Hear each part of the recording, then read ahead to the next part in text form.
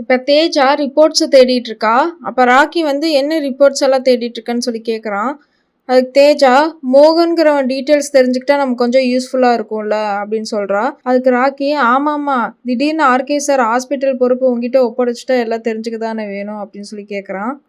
அதுக்கு தேஜா யாருக்கு தெரியும், நானும் ஒரு ஹாஸ்பிட்டலுக்கு ஓனராக கூட ஆனாலும் ஆகலாம்னு சொல்கிறான். இப்போ நவீன் வந்து ரிப்போர்ட்ஸ் எல்லாம் பார்த்தாச்சான்னு சொல்லி கேட்குறான். ஆக மொத்தத்தில் அவள் அந்த வேலையில் தான் இருக்கான்னு ராக்கி சொல்கிறான். சரி நீ என்ன பண்ணுற, குணா அங்கே தனியாக தேடிட்டு இருக்கான், நீ போய் அங்கே தேடுன்னு சொல்கிறான். அவனும் கிளம்பிட்டான். இப்போ அனிதா அந்த பொண்ணுக்கிட்ட என்னம்மா ஆச்சு, ஏன் ஏதாவது பிரச்சனைன்னு சொல்லி கேட்குறான். அதுக்கு ரவி ஸ்கூல் பிள்ளைக்கு என்ன பிரச்சனை இருக்க போது, நீ அவங்க அப்பாட்ட கூப்பிட்டு சொல்லு. அதுக்கு அந்த பொண்ணு அப்பாவெல்லாம் கூப்பிடாதீங்கன்னு சொல்லி பயப்படுறா. அப்போ ரீனா கரெக்டாக அந்த பொண்ணு ப்ரெக்னெண்ட்டாக இருக்கான்னு சொல்லிடுறா. இப்போ ரவி அனிதாவும் ஷாக் ஆகி அந்த பொண்ணை பார்க்குறாங்க. இப்போ அந்த பொண்ணு ரீனாவை பார்க்குறதோட இந்த எபிசோடு முடியுது. நம்ம சேனலுக்கு லைக் பண்ணி சப்போர்ட் பண்ணுங்கள். Subscribe RE cinemas. தேங்க்யூ.